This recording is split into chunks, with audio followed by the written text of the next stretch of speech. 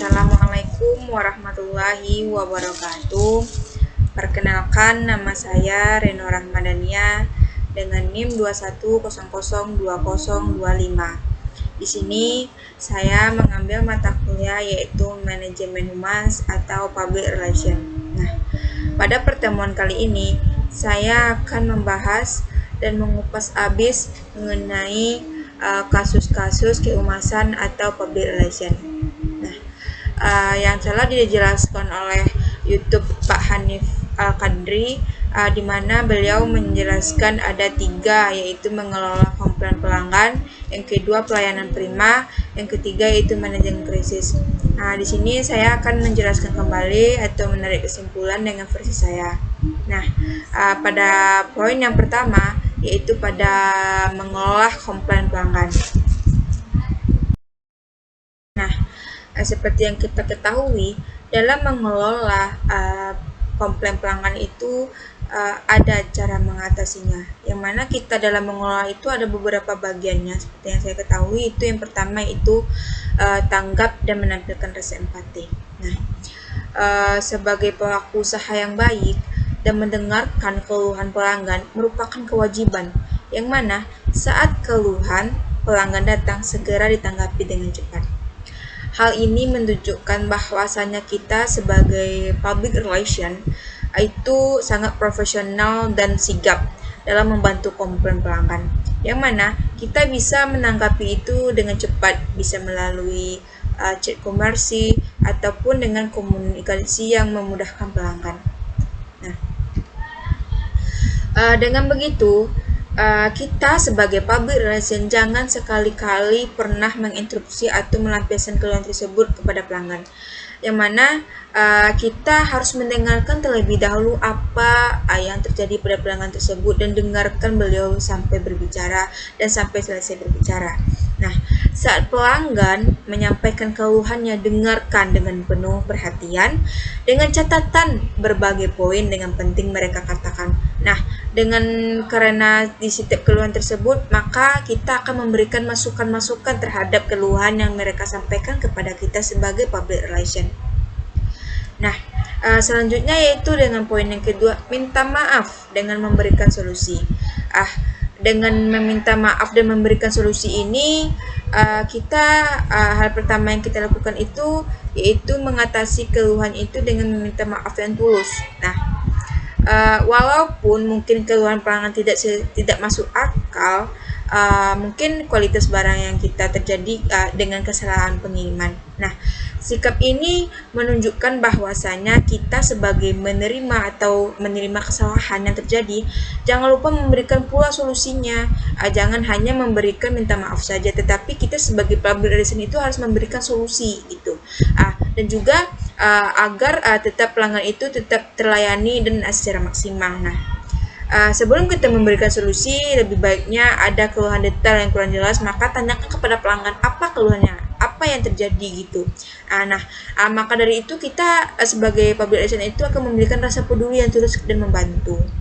Nah, selanjutnya itu setelah kita memberikan itu harus memberikan hindari langsung membuat kesimpulan di saat solusi yang ditawarkan, yang mana solusi itu agar tersampaikan sampai tuntas gitu. Misalkannya barang yang diterima itu kepada konsumen itu salah ukuran, misalkannya segera lakukan pengiriman barang sesuai dengan pesanan pelanggan. Nah, hal ini merupakan salah satu tanggung jawab kita sebagai public relation terhadap komplain pelanggan, itu caranya.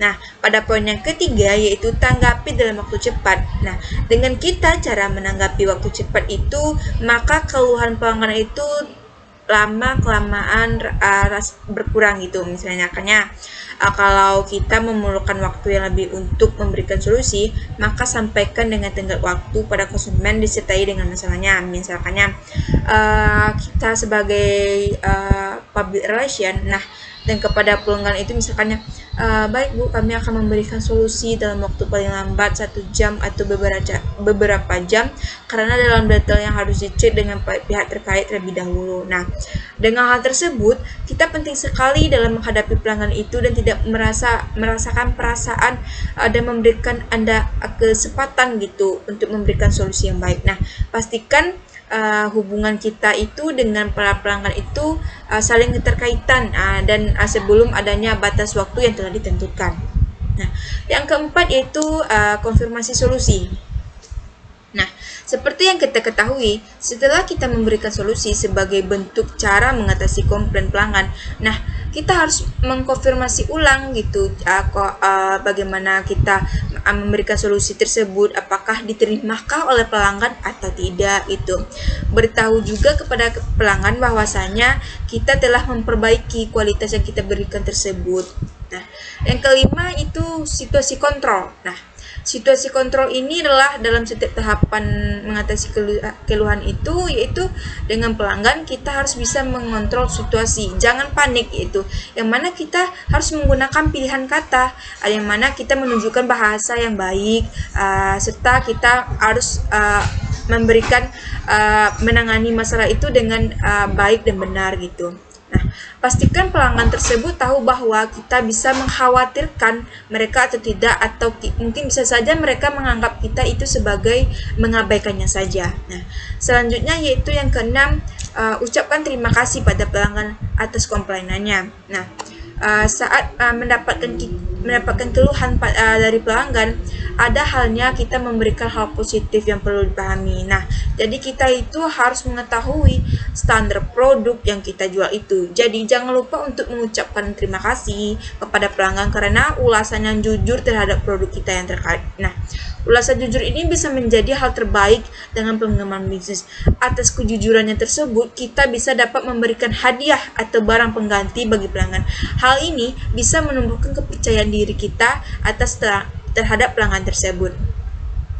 Nah, dengan begitu, dengan cara kita memperlakukan pelanggan tersebut, maka mereka akan menganggap kita bahwa kesalahan kita itu memang sebuah kecelakaan, dan dengan cara kita memperlakukannya tersebut, maka kita sebagai public relation akan berusaha untuk memperbaikinya. Nah, yang ketujuh yaitu jadikan komplain dari pelanggan itu sebagai bahan evaluasi. Nah, komplain yang masuk para pelanggan kepada kita itu harus dijadikan hal yang positif dan ditanggapi dengan tenang. Nah, dengan semua rekapan kita dapat, maka kita itu dijadikan menjadi evaluasi demi kualitas produk layanan. Nah, dengan evaluasi tersebut kita bisa menjadi momen yang mana tempat bagi kita menjadi atau mengembangkan produk itu. Lama-kelamaan produk kita itu akan menjadi baik gitu dengan adanya komplain-komplain dari pelanggan. Nah, di situ kita tidak hanya untuk mengomentari saja, kita harus menerima dan mengevaluasi komplain pelanggan tersebut. Nah, dengan begitu keluhan pelanggan itu adalah suatu hal yang harus ditanggapi dengan baik, jangan dengan panik. Jadi kita itu harus menerima itu dengan baik, jangan dalam keadaan panik, apalagi dihindari gitu. Nah, jika pelanggan yang terjadinya merasa sangat kecewa, bisa jadi merekomendasikan tokoan itu menjadi keluhannya ditanggapi dengan benar gitu. Nah, ada beberapa contoh ya komplainan pelanggan yaitu dengan cara kita harus mendengarkan dengan sabar, dengan tabah. Bagaimana ingat, komplain itu tak selalu buruk, justru ini bisa membantu kita dalam memperbaiki kualitas produk dan pelayanan pelanggan. Baik, yang kedua yaitu pelayanan prima. Nah, sebelumnya ada nggak sih yang tahu apa itu pelayanan prima? Nah, di sini saya mendefinisikan pelayanan prima itu adalah sebuah tindakan atau upaya yang dilakukan perusahaan atau organisasi tertentu untuk memberikan pelayanan maksimal dengan tujuan agar pelanggan atau masyarakat itu bisa mendapatkan kepuasan atas pelayanan yang dilakukan. Nah, pelayanan prima ini diartikan sebagai service excellent, yang mana bentuk pelayanan prima ini yang diberikan tentu berbeda-beda tergantung yang dikelola. Kenapa kita perlu atau membangun pelayanan prima?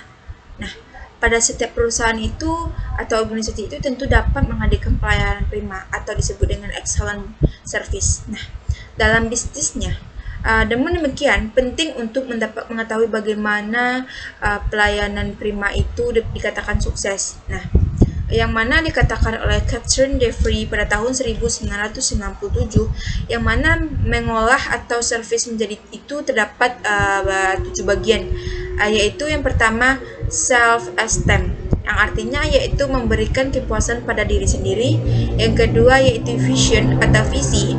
Yang ketiga itu recover atau raih atau bangkit kembali. Yang keempat yaitu improve atau melakukan peningkatan perbaikan. Yang kelima yaitu care atau memberikan perhatian. Yang keenam yaitu empower. Empower artinya adalah memberdayakan. Yang ketujuh yaitu exceed expectation, yaitu melampaui harapan konsumen. Nah,